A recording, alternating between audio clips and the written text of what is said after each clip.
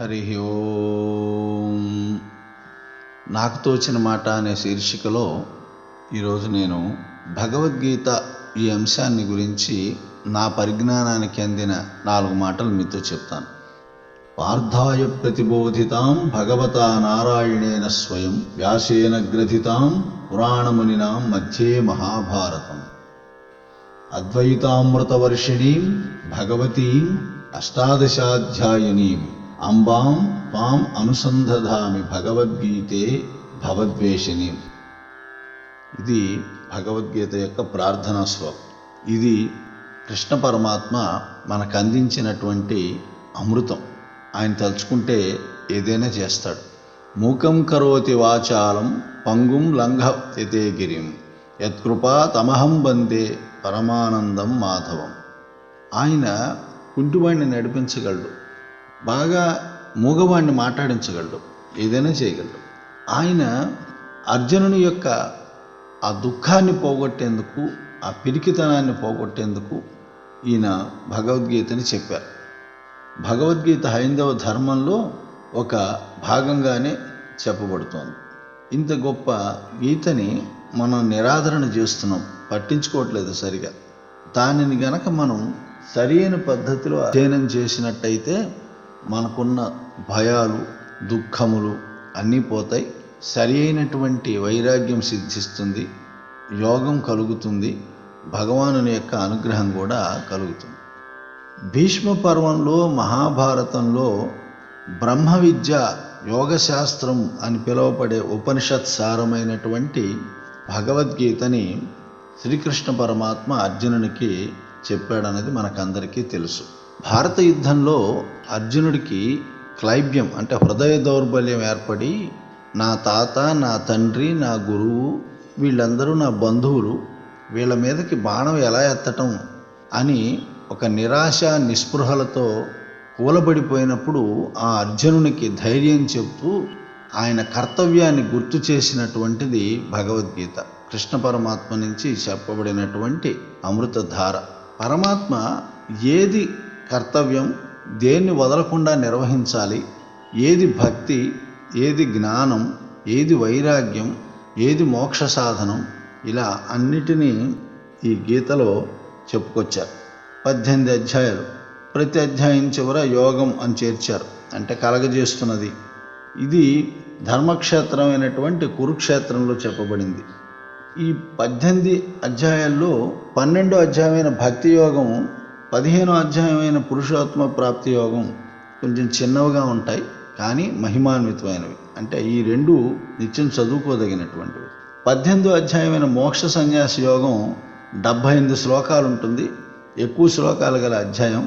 అది కూడా చదువుకోదగింది. అంటే గీతలో చదువుకోదగింది అంటూ ఏం లేదు, కానీ ప్రతిరోజు 700 శ్లోకాలు చదవలేం కాబట్టి రోజు చదువుకోవాలంటే 12వ అధ్యాయం, 15వ అధ్యాయం. ఈ రెండు వద్దనుకుంటే 18వ అధ్యాయం. ఆ విధమైనటువంటి అవకాశాలు ఎలా ఉన్నాయో చెప్తున్నాను నేను. అర్జునుడు 84 శ్లోకాలు చెప్పాట భగవద్గీతలో, సంజయుడు 41 శ్లోకాలు చెప్పాట, ధృతరాష్ట్రుడు 1 శ్లోకం, కృష్ణుడు 574 శ్లోకాలు. వీటిల్లో 13 నుంచి 18 వరకు ఉన్న వాటిని జ్ఞాన షట్కం అని చెప్పి పిలుస్తారు.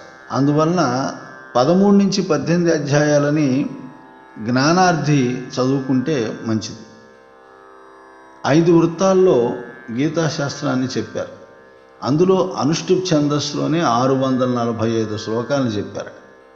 మొదటిది అర్జున విషాద యోగం అని దాంతో మొదలవుతుంది.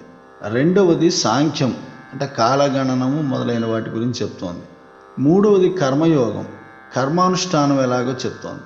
4వది జ్ఞానయోగం. 5వది కర్మ సన్యాస యోగం. 6వది ఆత్మ సంయమ యోగం. 7వది జ్ఞాన విజ్ఞాన యోగం. 8వది అక్షర పరబ్రహ్మ. 9వది రాజవిద్య రాజగుహ్య యోగాలు. 10వ అధ్యాయం విభూతి యోగం. 11వది విశ్వరూప సందర్శన యోగం. 12వ అధ్యాయం భక్తి యోగం. 13 క్షేత్రక విభాగ యోగం. 14 గుణత్రయ విభాగ యోగం. 15 పురుషోత్తమ ప్రాప్తి. 16 దైవాసుర సంపద్ విభాగం. 17 శ్రద్ధాత్రయ యోగం. 18 మోక్ష సన్యాస యోగం. ఇలా 18 అధ్యాయాలుగా గీత మనకు చెప్పబడింది. ఆ గీత యొక్క సారం ఏంటంటే, నీలో కలిగిన హృదయ దౌర్బల్యాన్ని వదిలించుకో, భయాన్ని వదిలేసేయి, నిర్భయంగా ఉండు, నీ కర్తవ్యాన్ని నువ్వు నిర్వర్తించు, దాని ఫలితాన్ని ముందే ఆశించకు, వచ్చిన ఫలితాన్ని ఎలా ఉన్నా కూడా స్వీకరించు, ఫలితాన్ని భగవదర్పణం చెయ్యి, భగవంతుడిని నమ్ము, అప్పుడు నీకు ఏవి కావాలో అవి లభిస్తాయి. అంటే ఏవి ఇవ్వాలో ఆచార్యుడు చూసి వాటినే మనకి ఇస్తాడు అని గీతాశాస్త్రకారుడు స్థూలంగా భగవద్గీత సారాంశాన్ని అర్జునుడికి చెప్తున్నాడు.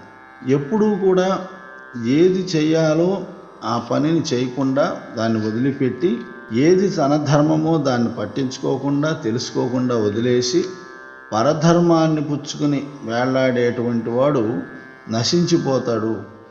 ఏది తన ధర్మమో అది చేసి తీరాల్సిందే.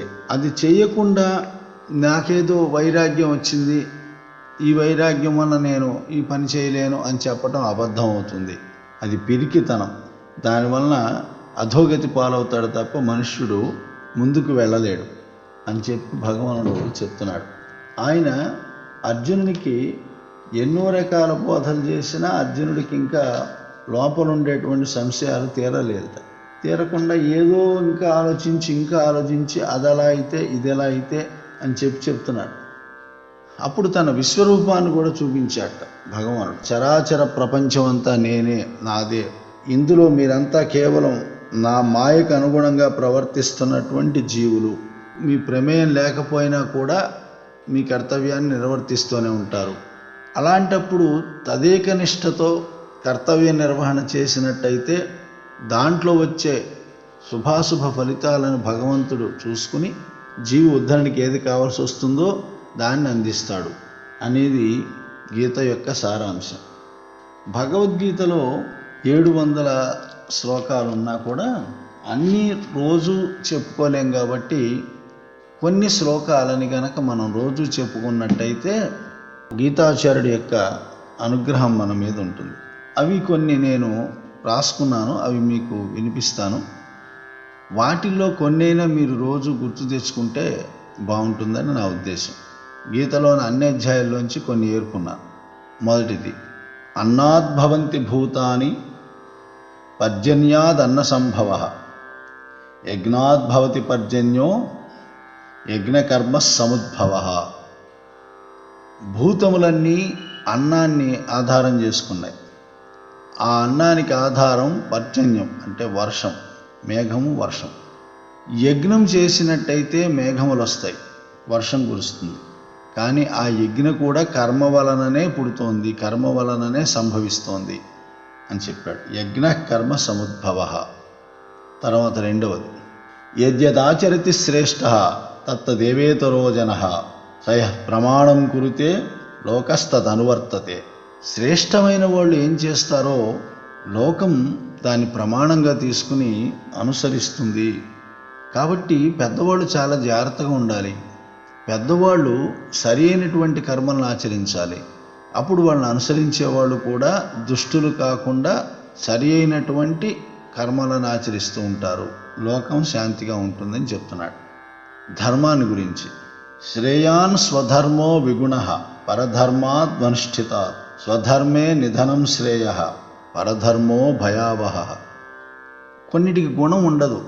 కటికవాడికి మాంసం కొట్టడం వాడికి స్వధర్మం, బోయేవాడికి పక్షులు జంతువులను వేటాడటం వాడి స్వధర్మం, సింహానికి జింకను చంపడం స్వధర్మం.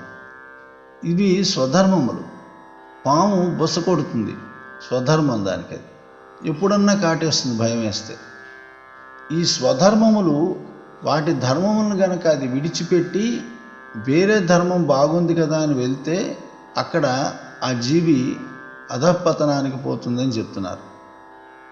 గుణం లేకపోయినా స్వధర్మమే అనుష్ఠించాలి. పరధర్మం ఎప్పుడు కూడా భయాన్ని కలగజేస్తుంది. చదువుకుంటున్న కాలంలో ఒక విద్యార్థి మాస్టర్ అవతారం ఎత్తాడు అనుకోండి, అది ధర్మ విరుద్ధం కదా, స్వధర్మం కాదు కదా. చదువు స్వధర్మం, బోధించటం మాస్టర్ గారికి స్వధర్మం. ఆ పని వీడి చేయటం మొదలు పెడితే మాస్టర్ మాట్లాడకుండా ఊరుకుంటాడు. వీడి చెప్పే దాంట్లో తప్పులు వస్తే అందరు కలిపి వీడిని తిట్టిపోస్తారు. లేకపోయినా నేర్చుకుంటున్న దశలోనే ఇతరులకి నేర్పాలని చూస్తే అది ఎంతవరకు సమంజసం అవుతుంది? కాబట్టి స్వధర్మం ఏది ఉందో అదే. ఒక్కొక్క జీవికి ఒక్కో విధమైన ధర్మం చెప్పబడింది. బాల్యదశలో ఆటపాటలే స్వధర్మాలు, యవ్వనంలో సంపాదనే స్వధర్మం, సంసారం సంపాదన. వార్ధక్యం వచ్చేసరికి వైరాగ్యం పొంది భక్తితో భగవంతుడిని ధ్యానించటమే స్వధర్మం అవుతుంది.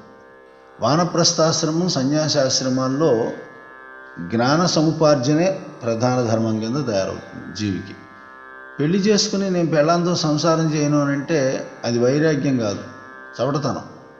పిల్లల్ని కానీ నేను వాళ్ళని పెంచలేని చేతులు ఎత్తేస్తే అది వైరాగ్యం కాదు.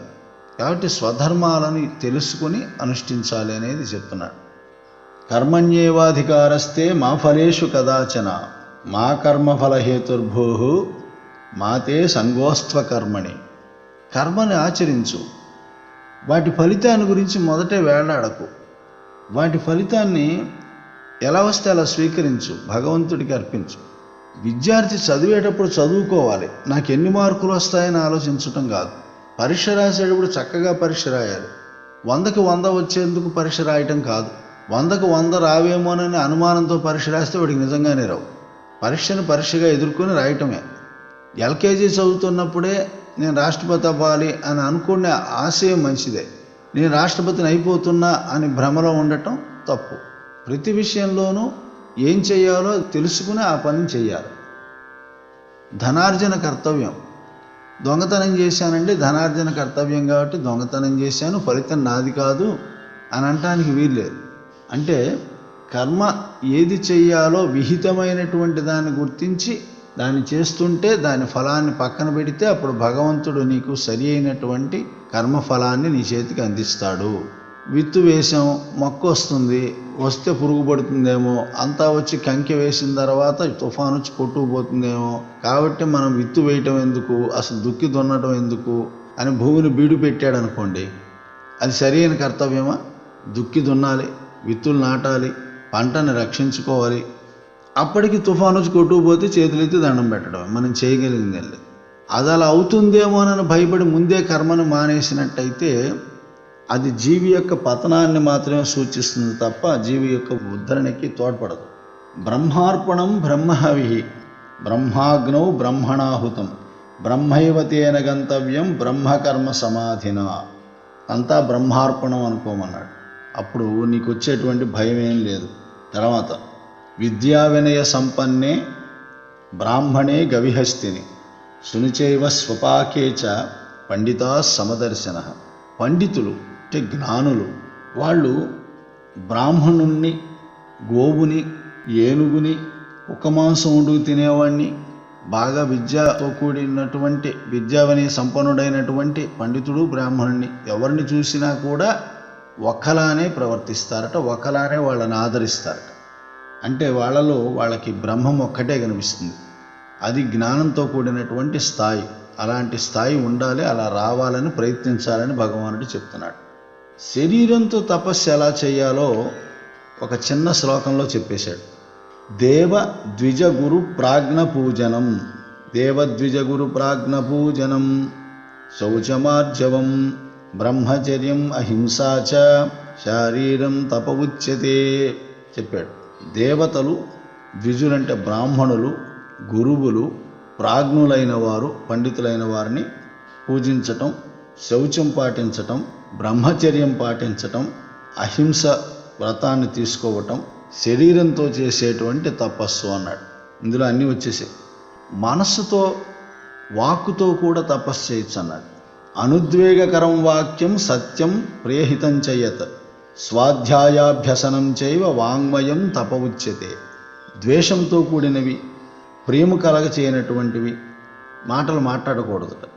సత్యమైనటువంటివి, ప్రియమైనటువంటివి, హితము కోరేటువంటి వాక్యాలని చెప్పటం, అభ్యసించటం వాచా తపస్సు అవుతుందన్నాడు. నేను ఇక్కడ టీకా తాత్పర్యం చెప్పట్ల, భావం మాత్రమే చెప్తున్నా. మొదటే ఏం కావాలో ఆలోచించుకుని మొదలు పెడుతుంటారు ఈ మధ్యలో పనులన్నీ. ఇటీవల కాలంలో ఇది బాగా ముదిరిపోయింది. మా వాడిని ఇంజనీరింగ్ చేర్పించానండి, వాడు పెద్ద ఉద్యోగంలోకి వెళ్ళాలి కాబట్టి క్యాంపస్ సెలక్షన్స్ ఉన్నాయా అని అడుగుతాడు. ఎల్కేజీ చేర్పించేటప్పుడు ఏమంటే మా వాడికి ఐఐటి చెప్తారా అని అడుగుతారు. వాడు చెప్తామని 4 లక్షలు ఫీజు వసూలు చేస్తాడు. చివరికి వాడు అఆలు ఏబిసిడీలు చెప్పాలి. ఎవడైనా అఆలు ఏబిసిడీలతో మొదలెట్టాల్సిందేగా. వాడికి చివరికి అఆలు ఏబిసిడీలు చెప్తాడు. అంటే ముందే ఏదో ఒక దీన్ని ఆశించేసేసి అప్పుడు మొదలుపెట్టి అది దొరకకపోతే భంగపడి ఏడవటం. మంచి ఫలితాలను కోరుకోవచ్చు, కానీ దాన్ని ఊహించి దాంట్లో పడి భ్రమించి అతి జాగ్రత్త తీసుకోవటం అంటారు దాన్ని. అది సరి అయినటువంటి పద్ధతి కాదు. ఒక స్కూల్లో ఫ్యాన్సీ డ్రెస్ కాంపిటీషన్ పెట్టారట. ఆ కాంపిటీషన్లో వేషాలను తీసుకుపోయి యాన్యువల్ డే నాడు స్టేజ్ మీద ప్రదర్శిస్తారు. ఈ డ్రెస్సులు అవి మేమే కొని మేము రెడీ చేసి పెడతాం, ఆ డ్రెస్సులు వేస్తాం, జడ్జిలు ఎవరికి నచ్చితే వాళ్ళకి ఇస్తారు ప్రైజు, ఏమైనా ఈ డ్రెస్సులు వేసిన ప్రతి వాడిని స్టేజ్ ఎక్కిస్తాం అని చెప్పి ఎల్కేజీ విద్యార్థులకి ఒక స్కూల్ వాళ్ళు పెద్ద అనౌన్స్మెంట్ ఇచ్చారట. ప్రతివాడు దీనికి గాను 5,000 రూపాయలు కట్టాలి అని ఒక ఫీజు కూడా పెట్టారు. సరే, 5 లక్షలు కట్టిన వాడికి 5,000 ఏమో అంతాయి. వెంటనే తల్లిదండ్రులు అందరూ తలొక 5,000 చొప్పున ఆ ఎల్కేజీలో ఉన్న 100 మందికి కట్టేశారు. 100 మందికి ఫ్యాన్సీ డ్రెస్ వేశారు, తిప్పారు. ఏదో జడ్జిలు చూశారు, అది ఎవరిని బయటికి చూడనివ్వలేదు. స్టేజ్ మీద చూడనిస్తామన్నారు. యాన్యువల్ డే మొదలైంది. స్టేజ్ మీద వరుసగా వచ్చి వెళ్తున్నారు. ఇందులో ఒక ఆయనకి అనుమానం వచ్చిందట. ఏమండి, నేను 5,000 రూపాయలు కట్టాను, మా పిల్లాడు ఇంతవరకు కనపడలేదేంటి అంటే, అదేంటండి మొట్టమొదటి నుంచి చూసలేదేమో మీరు, సీరియల్ నెంబర్ 5 5వ వాడు మీ వాడేగా అన్నట్ట. అదేంటి అంత ముందు వచ్చి వెళ్ళాడా ఏంటి 5వ వాడు? ఏది మా వాడు వేషం మాకు చూపించండి అంటే చూపించాట. వాడికి బెస్తవాడి వేషం వేసి ఒక గోచి పెట్టారు, నెత్తి మీద ఒక టోపీ పెట్టారు. ఆ టోపీ కూడా మేదరబుట్టతో చేసినటువంటి శంఖాకారంలో ఉన్న టోపీ, ముక్కుకో నత్తు పెట్టారు. అయిపోయింది, వాడు బెస్తవాడి వేషం, అది ఫ్యాన్సీ డ్రెస్, దానికి 5,000 ఖర్చు. దానికి 5 గంటల ముందుకెళ్ళి పేరెంట్ కూర్చోవాలి. ఇప్పుడు స్కూల్స్ ఇలా తయారైనవి.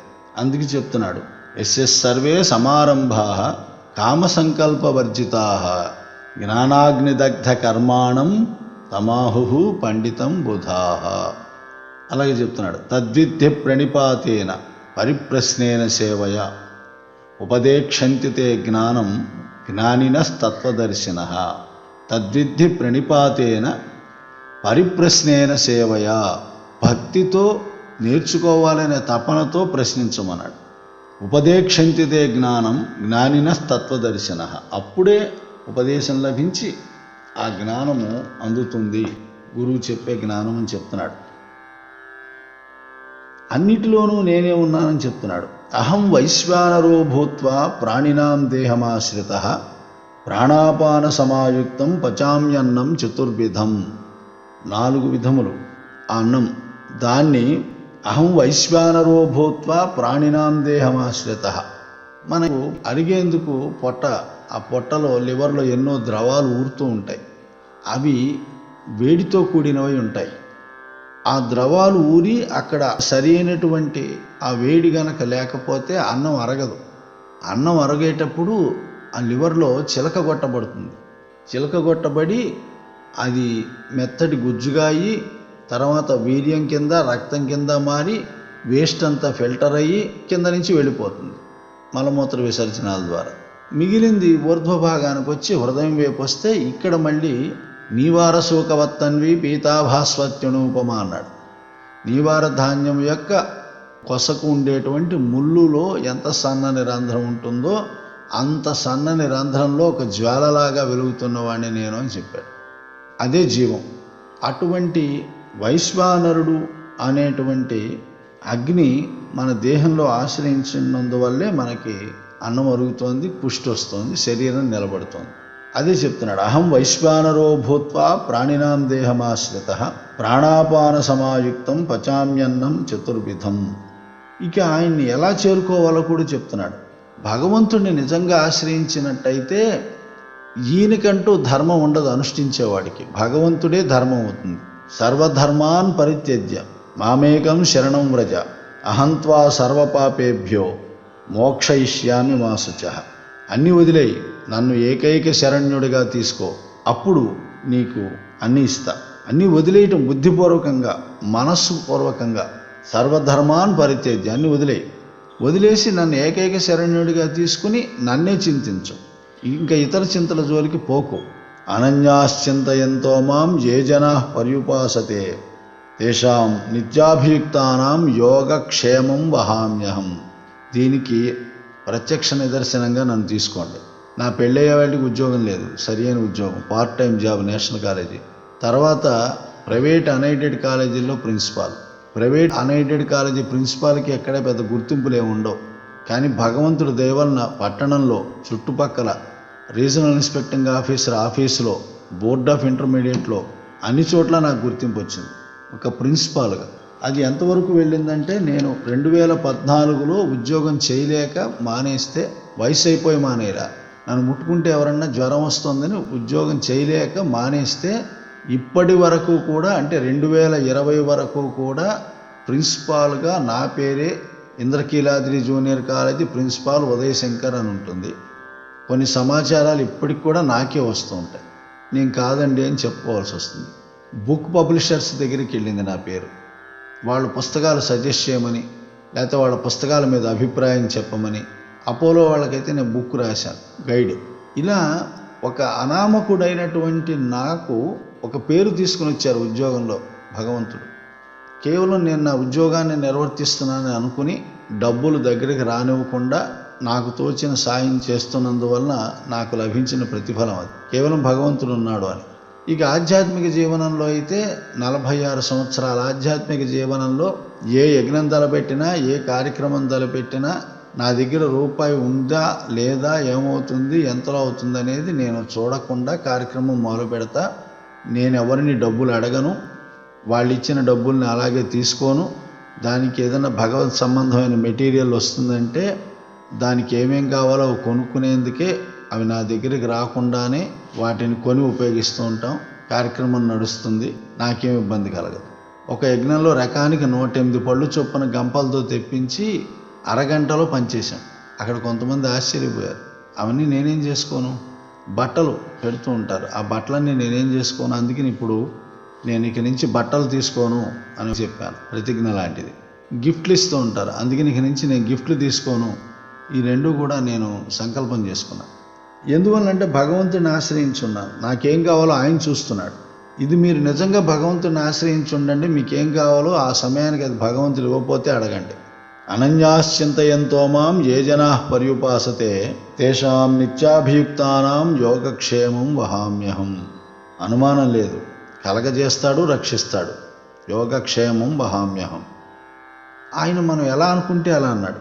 ఏ యథామాం ప్రపద్యంతే తాంస్తథైవ భజామ్యహం మమ వర్త్మానువర్తంతే మనుష్యాః పార్థ సర్వశః. మీరు ఎలా అనుకుంటే నేను అలా అన్నాడు. శివుడంటే శివుడు, విష్ణువు అంటే విష్ణువు. ఎంత మాత్రమున ఎవ్వరు తలచినా అంత మాత్రమే నీవు. అన్నమాచార్యుల వారు చక్కటి కీర్తన రాశారు దీనికే.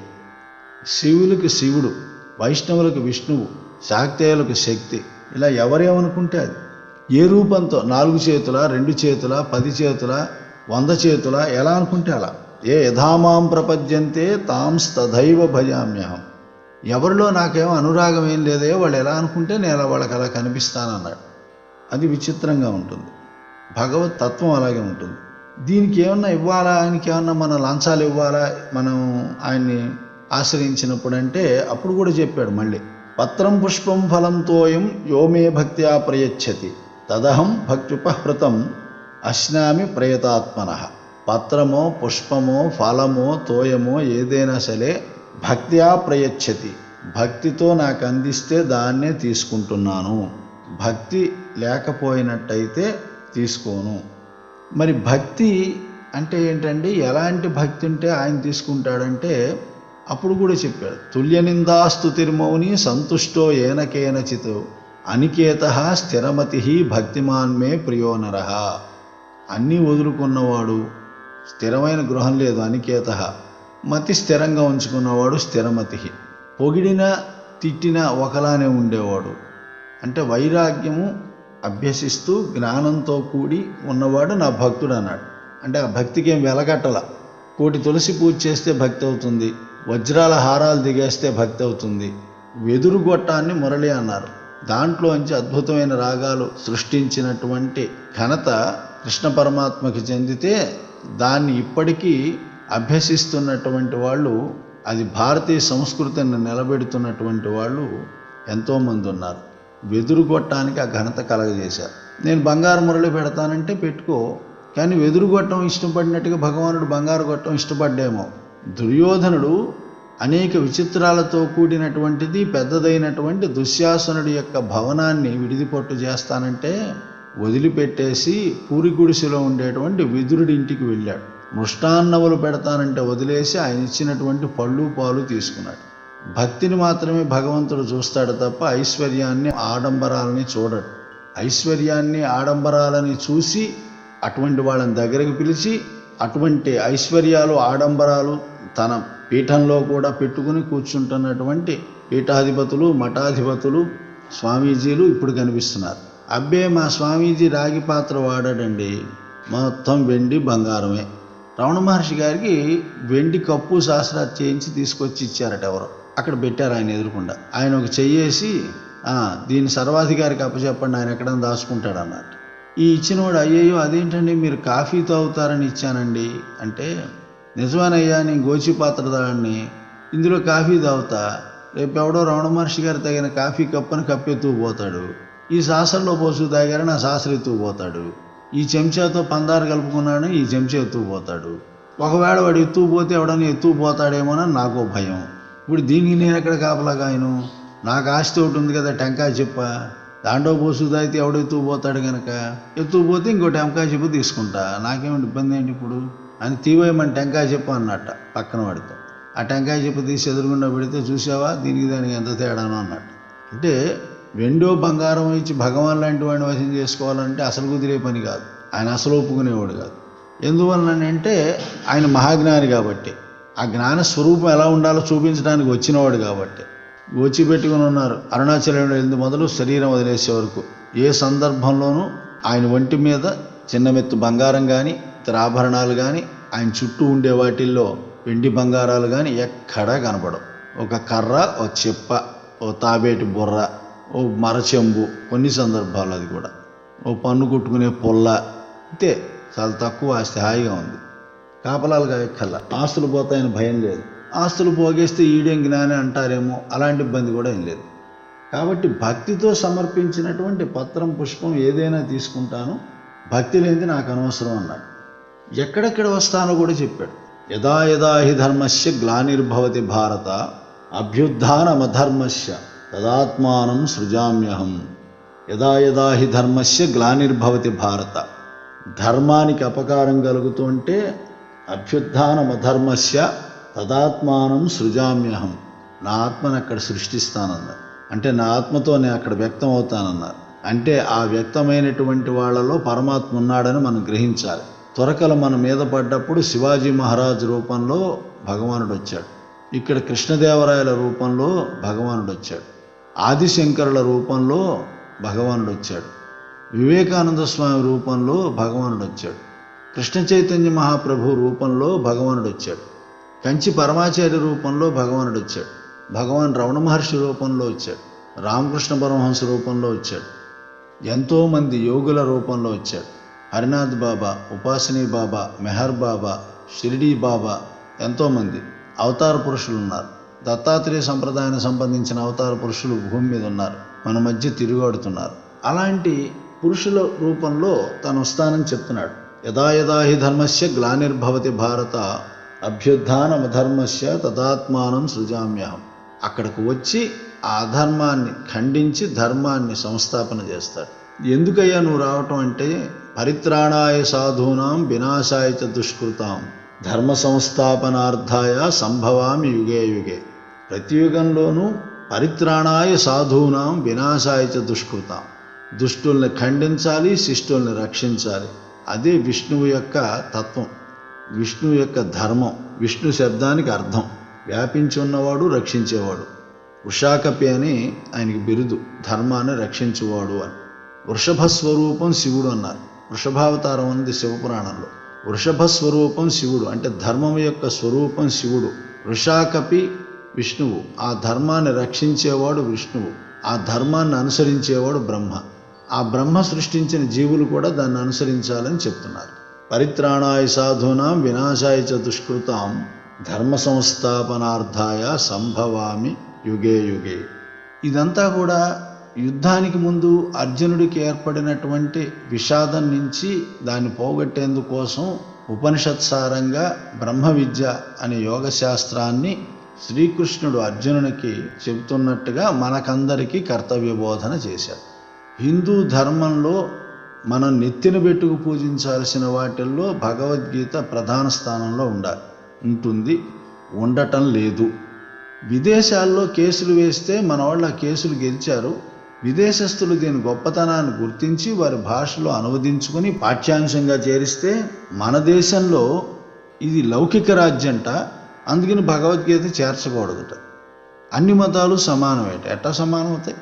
అందరు మనుషులు ఒకటేట. ఎలా ఒకటవుతారు? ఎవడు బ్లడ్ వాడికి ఎక్కించమన్నాడు చూద్దాం. బ్లడ్లో గ్రూపులు ఎందుకు వచ్చాయి? మళ్ళీ ఓ పాజిటివ్, ఏ, బి, మరి ఇట్లా ఎందుకు వచ్చాయి? గ్రూపులు వచ్చాయిగా బ్లడ్లో. అందరి రక్తం ఎర్రగానే ఉంటుంది నిజమే, కానీ మరి అందరి రక్తంలో ఒకలాగా లేకుండా గ్రూపులు ఎందుకు వచ్చాయి? ఒకటి గ్రూప్ ఇంకోటికి ఎక్కిస్తాడు, బతుకుంటాడా? ఒకటి మతం ఒక విధంగా చెప్తుంటే ఇంకో మతం ఇంకో విధంగా చెప్తోంది. అన్ని పాపాలు చేసి ఒక బాక్స్ దగ్గర కూర్చుని అవతల క్రీస్తుకు ప్రతినిధిగా ఉన్నటువంటి ఒక వేషధారి అయినటువంటి పాస్టర్కి అన్ని పాపాలు చెప్పుకుంటే ఆ పాపాలన్నీ పోయినట్టేట. మళ్ళీ తెల్లారు లేచిన కాడి నుంచి పాపాలు చేయటం, రాత్రి గడి చెప్పుకోవటం, ఏడవటం, మళ్ళీ తెల్లారి నుంచి మళ్ళీ మొదలు. అలా చెప్పిన మతాలు కొన్ని. నీ మతాన్ని విస్తరింపజేసుకో. నీ మతం మీదకి ఎవడన్నా వస్తే వాడిని నరికేసేయి. ముందు ఆవును చంపుకు తిను, మనకి ఆవు పవిత్రం అని చెప్పే మతం ఒకటి. వాళ్ళ మతానికి అడ్డొస్తే గుళ్ళు కూలుస్తారు, పాఠశాలలు కూలుస్తారు, గ్రంథాలు తగలబెడతారు, స్త్రీలను చెరబడతారు, అన్నీ చేస్తారు. వాళ్ళ మతాన్ని పెంచుకుంటారు అంతే. మళ్ళీ వాళ్ళలో వాళ్ళకి పట్ల రెండు భాగాలుగా చేరి కూర్చొని వస్తున్నారు. రెండు ముక్కలు. నేను మొదటి చెప్పిన మతంలో రెండు ముక్కలు ఉన్నాయి, తర్వాత చెప్పిన మతంలో రెండు ముక్కలు ఉన్నాయి. జైన సిక్కు సాంప్రదాయాలు హైందవ ధర్మం నుంచి వచ్చినవే. సంకరజాతి అయినటువంటి జొరాస్ట్రియన్స్ ఇప్పుడు అడ్రస్ లేకుండా పోయారు, కొద్దిగా ఉన్నారు. బహాయిలు పరిస్థితి అదే. యవనుల పరిస్థితి అయిపోయింది, హూణుల పరిస్థితి అయిపోయింది, శకుల పరిస్థితి అయిపోయింది. విదేశాల్లో గ్రీకు సాంప్రదాయం పోయింది, రోమన్ సాంప్రదాయం పోయింది. వస్తూ ఉంటాయి, పోతూ ఉంటాయి. ఏది శాశ్వతం కాదు, కానీ హైందవ ధర్మం శాశ్వతం. ఈ ధర్మానికి గట్టి పునాదులు ఉన్నాయి. ఆ పునాదుల సౌధం మీద ప్రకాశమానంగా ఉన్నటువంటి వజ్రం, రత్నం, వైడూర్యం, నవరత్నాల కలయికతో ఉన్నది, ప్రకాశిస్తున్నది భగవద్గీత. దాన్ని మనం పూజించాలి, దాన్ని మనం దర్శించాలి. నేను చెప్పిన కొన్ని శ్లోకాలైనా నిత్యం గుర్తు తెచ్చుకోండి, కనీసం కుదిరితే చదవండి. గీతలో కొన్ని శ్లోకాలను చదువుకుంటూ వెళ్ళండి. 2వ అధ్యాయం నుంచి మొదలుపెట్టండి, లేక 12వ అధ్యాయం నుంచి మొదలుపెట్టండి. ఒకటి ముందు మొదలెట్టబోకండి, ఆగిపోతారు. 1తో మొదలు పెడితే గీతా సాధన ముందుకెళ్ళదు. 2 కానీ 12 కానీ మొదలుపెట్టండి, లేదా 15 నుంచి మొదలుపెట్టండి. 12 నుంచి మొదలు పెడితే 12, 13, 14, 15, 16, 17, 18, 1, 2, 3 ఇట్లా వస్తాయి. 2 నుంచి మొదలెడితే 2, 3, 4, 5, 6 వరుస 18, చివరికి 1. గీతని చదివేటప్పుడు గీతాచార్యుని స్మరించండి, ఆయన మహత్తును స్మరించండి. అప్పుడు మీకు గీత అనేది మనసుకు ఎక్కుతుంది. ఏమీ చదవకపోయినా కనీసం గీత పుస్తకాన్ని ఇంట్లో ఉంచి పూజించండి. సాధ్యమైనంత వరకు మీ వెంబడబెట్టు తిరగండి. నేను ప్రైజుల కింద గీత పుస్తకాన్ని అందజేశాను చాలా కాలం పాటు. ఇప్పటికీ ఎవరన్నా అడిగితే అదే అందజేస్తా. ఫస్ట్ ప్రైజ్ అయినా, సెకండ్ ప్రైజ్ అయినా, థర్డ్ ప్రైజ్ అయినా గీతే. ఓ లావు పుస్తకం, కొంచెం సన్న పుస్తకం, ఏ ప్రైజ్ అనేది కాదు, కావలసినటువంటిది గీత వాడికి కాదు, అది ఇష్టమే అంతే, భగవద్గీత. మీరు కూడా ప్రయత్నం చేయండి. సాధ్యమైనంత వరకు భగవద్గీత పుస్తకాలు పంచండి. దేవస్థానాల్లో పంచండి, పాఠశాలల్లో పంచండి, మీ బంధుమిత్రులకు పంచండి. పంచేటప్పుడు ఫలానా వారి జ్ఞాపకార్థం అని మాత్రం వేయకండి. కీర్తిశేషులు ఫలానా వారికి అంకితం ఇస్తున్న పుస్తకం రాసి ఇవ్వకండి. ఫలానా శుభ సందర్భంలో కానుక అని ఇవ్వకండి. ఎక్కడా మీ పేరు చెప్పుకోకండి. పుస్తకాన్ని పుస్తకంలాగా గీత ఒక్కటే ఉండేటట్టు ఇవ్వండి. మధ్యలో మన టీకా తాత్పర్యాలు వద్దు, మన పేరు ప్రతిష్టలు, పోయినవాడి పేర్లు వద్దు, చేయకండి. గీతను విస్తృతంగా ప్రచారం చేయండి. చనిపోయిన చోట గీత పెట్టుకోవాలనేటువంటి దిక్కుమాలిన సాంప్రదాయాన్ని మార్చండి. గీత శుభప్రదమైంది, అది అమంగళకరమైంది కాదు. అది వినిపిస్తే ఆ జీవికి శాంతి వస్తుంది అనుకోవటం భ్రమ. భగవన్నామ సంకీర్తనం వలన జీవి సంతోషించవచ్చు, భగవద్గీత వలన కాదు. కాదని ఎందుకు చెప్తున్నానంటే అవునని చెప్తే గీత పెడతారు కాబట్టి. నాకు అర్థం కాదులే సంస్కృత శ్లోకాలు అని అనుకోపోకండి. చాలా లలితంగా ఉంటుంది గీత, ఎవరికైనా అర్థమవుతుంది. అవి మనం తెలుసుకోవటంలో ఉంది అంతే. అహమాత్మా గుడాకేశ సర్వభూతాశయ స్థిత అహమాదిశ్చ మధ్యంచ భూతానాం అంత ఏవచ. అహమాత్మ గుడాకేశ, గుడాకేశ అంటే అర్జునుడా, సర్వభూతాశయ స్థిత అన్ని చోట్ల ఉన్నానని చెప్తున్నాడు. ఇందులో అర్థం కాని పదం అంటే పూర్తిగా టీకా తాత్పర్యం అర్థం కాకపోయినా మనకి భావం అర్థమవుతూ ఉంటుంది. అందువలన ఆ భావాన్ని గుర్తెరగండి. యుద్ధానికి ముందు ఇది చెప్తున్నప్పుడు ధృతరాష్ట్రుడు అడిగాట, ఏమయ్యా యుద్ధంలో ఎవరు గెలుస్తారంటావు సంజయ, చెప్పాల్సిందే అని. అంటే వీడికి నీ కొడుకే జయిస్తాడయ్యా, నీకు రాజ్యం వస్తుంది, మళ్ళీ ఏం కంగారడకు, ఊరికే వాళ్ళు వచ్చి యుద్ధం చేస్తున్నారు కానీ రాజు నువ్వే కదా, వాళ్ళు నీ మీదకి వచ్చారు కానీ నీవు వాళ్ళ మీద యుద్ధానికి వెళ్ళలేదు కదా, ఇలా చెప్తాడేమో అని ఆశించాడు. కానీ సంజయుడు ఏం చెప్పాడంటే, ఎత్ర యోగేశ్వర కృష్ణో ఎత్ర పార్థో ధనుర్ధర తత్ర శ్రీర్విజయోభూతి ధ్రువానీతిర్మతిర్మమ. ఎత్ర యోగేశ్వర కృష్ణో ఎత్ర పార్థో ధనుర్ధర. కృష్ణుడున్న చోట అర్జునుడున్న చోటే విజయం ఉంటుంది అని చెప్పాడు. ఎత్ర యోగేశ్వర కృష్ణో ఎత్ర పార్థో ధనుర్ధర తత్ర శ్రీ విజయోర్భూతి ధ్రువానీతిర్మతిర్మమ. నాకు అలాగే అనిపిస్తోంది, అక్కడే విజయం ఉంటుంది, శ్రీకృష్ణార్జునులు ఇద్దరు ఉండాలి, అక్కడ విజయం అని చెప్పాడు. ఇది మనం ఉపసంహారంగా చెప్పుకోవలసినటువంటి శ్లోకం. కాబట్టి ఆస్తిక జనులందరూ, ప్రత్యేకించి యువత, గీతని చదువుకోవాలి, భగవద్గీతని దగ్గరుంచుకోవాలి, భగవద్గీతని ఇతరులతో చర్చించుకోవాలి. మనకేదన్నా అర్థం కాకపోతే పెద్దవాళ్ళని అడిగి తెలుసుకోవాలి. అంతేగాని నాకు తెలియదులే అని వదిలేయద్దు. అది ముసలాళ్ళు చదువుకోవాల్సిన గ్రంథం అని అసలు వదిలేదు. ఇది ముసలాళ్ళు చదువుకోవలసినటువంటి గ్రంథం కాదు. మోహాన్ని పోగొట్టేటువంటిది, ధైర్యాన్ని ఇచ్చేటువంటిది, కర్తవ్యోన్ముఖుణ్ణి చేసేటువంటిది భగవద్గీత. గీతంతా విని అర్జునుడు ఏం చెప్పాడు? నష్టో మోహ స్మృతిర్లబ్ధ. నాకు మోహం పోయిందయ్యా, నాకు మళ్ళీ స్మృతి కలిగిపోయింది, వచ్చేసింది ఇప్పుడు నాకు. స్థితోస్మిన్ గత సందేహ అన్నాడు. నాకు సందేహాలన్నీ తొలగిపోయినాయి. కరిష్యేత్ వచనంతవా అన్నాడు. నీ ఆజ్ఞ నేను తలదారుస్తాను అన్నాడు. అంటే మోహం పోతుంది, జ్ఞానం లభిస్తుంది. ఇది భగవానుడు స్వయంగా చెప్పినటువంటిది. దాన్ని వేదవ్యాసుడు గ్రంథస్థం చేశాడు. వ్యాస ప్రాసాదాత్ శృతవాన్ ఏతత్ గుహ్యం అహం పరం యోగం యోగేశ్వరాత్ కృష్ణాత్ సాక్షాత్ కథయతః స్వయం. వ్యాస భగవానుడు నుంచి దివ్యదృష్టి పొందిన నేను ఈ గీతను యోగేశ్వరుడైనటువంటి కృష్ణ భగవానుడు అర్జునుడికి చెబుతుండగా, యోగం అంటే అర్జునుడు ఆయనకి చెప్తుండగా నేను ప్రత్యక్షంగా విన్నానయ్యా అని సంజయుడు చెప్తున్నాడు. దీనివలన నాకెంతో పుణ్యం లభించింది అని చెప్పాడు. ఆయన రూపాన్ని పదే పదే గుర్తు తెచ్చుకుని ఆనందంలో మునిగిపోతున్నాను అని చెప్పాడు. కాబట్టి భగవద్గీత మనకు శిరోధార్యం. ఆ గీతను వదలకండి, ఆ గీతను నిరంతరం పఠించండి. కనీసం రోజుకు ఒక్క శ్లోకమైనా గుర్తు తెచ్చుకోండి. అప్పుడు ఆ కృష్ణ పరమాత్మ యొక్క అనుగ్రహం లభిస్తుంది. వసుదేవసుతం దేవం కంస చాణూరమర్దనం దేవకీ పరమానందం కృష్ణం వందే జగద్గురుం. ఆయన జగద్గురువు. ఆయనతో ప్రారంభమై వ్యాసశంకరులు వలన వ్యాప్తి చెందినటువంటి ఆ ధర్మంలో ఉన్నటువంటి మనం, మన ధర్మానికి మూలమైనటువంటిది, ప్రాణ సమానమైనటువంటిది అయిన భగవద్గీతని పదే పదే గుర్తు తెచ్చుకుందాం.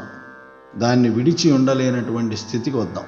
ప్రపంచానికి ఆదర్శంగా నిలబడదాం. ప్రత్యేకించి యువత గుర్తుపెట్టుకోండి, గీతను వదలద్దు వదలద్దు వదలద్దు. గీతను చదవండి చదవండి చదవండి, అర్థం చేసుకోండి, ఆచరించండి, శుభఫలాలను పొందండి. లోకాః సమస్తాః సుఖినో భవంతు. ఓం శాంతి శాంతి శాంతి. హరి ఓం. స్వస్తి.